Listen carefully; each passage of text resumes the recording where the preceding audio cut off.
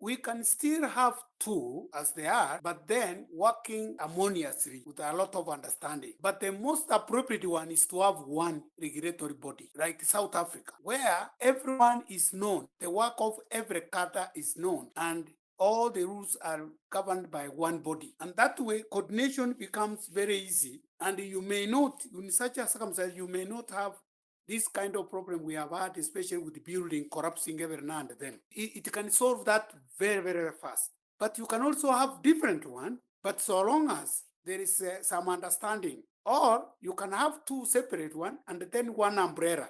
That one, I've seen some countries have that, where you have an umbrella body that combines the two, and then you have individual one. But again, that becomes too expensive, but it can still work. Some countries have separate ones, but the ones which have separate, I think I know is Canada, but the majority still have one, and I think they don't have problem as far as I know. In Kenya, we have had problems. The reason is that what Engineer Uma put it in the beginning, that some people like Kenyans, we like exclusivity, where some people feel they are better or more superior than others. You know, that kind of thing is what we call prejudice in psychology. This is the one which has affected the country very, very seriously.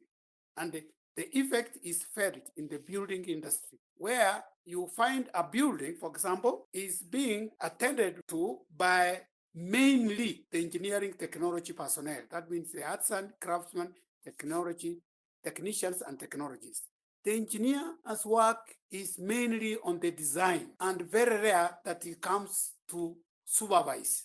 And therefore, he may not be able, and in any case, even we were to say that the building has to be attended to by a registered engineer or professional engineer, it may not be possible, because at any instant, we have more than 2 million building going on. And the people who are registered as engineers, and more so to civil engineers, they may not be more than 500. And therefore, it will not work. According to, if you go to the act, the Engineers Act, it can't work.